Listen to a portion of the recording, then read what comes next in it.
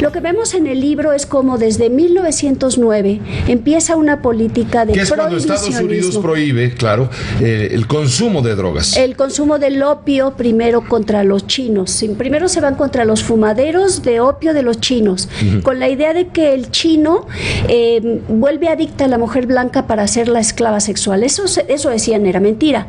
Después, en los 10 del siglo pasado, el problema es se van contra la cocaína y la heroína, que la usan los negros del sur de Estados Unidos, al mismo tiempo del linchamiento contra los negros, muchos linchamientos, una cosa racista, y se ve a esas drogas como una cosa malévola que también va a hacer que los negros que la usan salen a violar mujeres, cosa que tampoco era verdad. En los 30 se van contra la marihuana, porque habían prohibido ya, habían vuelto ilegales los consumos de los opiómanos, y en los 30 se van contra la marihuana. Esto es muy interesante y de esto casi no hablamos en Era la época en que se fueron también contra el alcohol.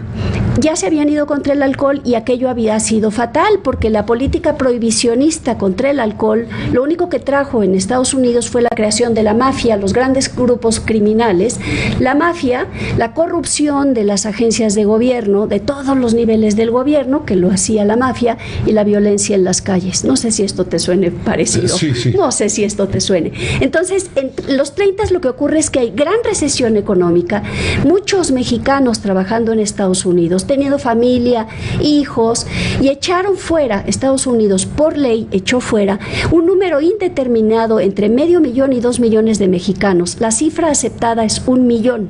1 millón de mexicanos fueron echados fuera y los mexicanos empezaron a ser vistos muy abajo. Sí. Junto con esto viene la prohibición de la marihuana como la droga de los mexicanos, de nuevo un asunto racista.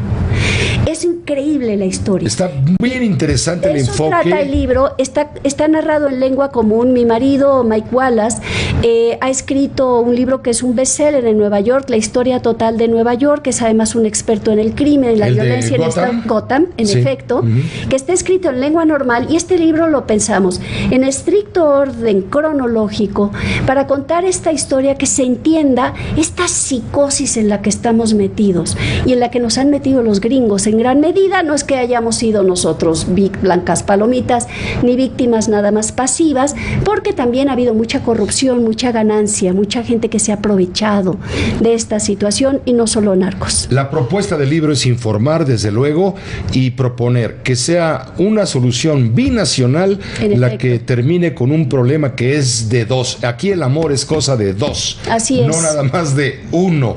De dos, y uno muy poderoso, que es Estados Unidos, sin duda, y otro que hemos sido, pues en realidad lo hemos pagado con más de 160,000 cadáveres, decenas de miles de desaparecidos. Tú criticas muy fuerte la guerra contra las drogas decretada por Vicente Fox, por Felipe Calderón. Hablas de más de 100,000 muertos, hablas de los miles de desaparecidos. Todo eso es cierto, pero con una agravante que vemos en el libro. Ya antes se había declarado la guerra contra las drogas, la declaró Zedillo y la declararon en Estados Unidos en 1909, de nuevo en 1912, forzando a México. Y México muchas veces quiso ver esto como un asunto de salud pública, no como un asunto de criminalización del usuario. Y México cayó en esta cosa que es verdaderamente... Pero Zedillo rectifica finalmente. Zedillo rectifica ahora. Se rectifica ahora junto con otros mandatarios latinoamericanos. Muchos, incluyendo Fox, que también declaró la guerra contra las drogas. También Echeverría declaró guerra contra las drogas. También Ávila Camacho.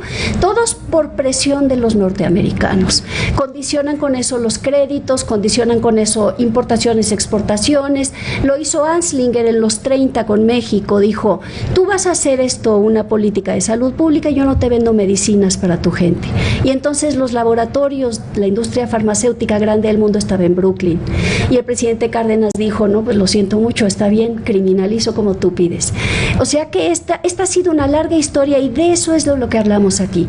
No hay un culpable, hay dos responsables, dos países corresponsables de esta tragedia. Mucha gente ha sufrido. De nuestro lado, ya dije, y de aquel lado las cárceles están repletas, sobrepobladas. Son cárceles las cárceles son negocio privado, y los que sobrepueblan las cárceles son afroamericanos e hispanos. De nuevo, un asunto racista.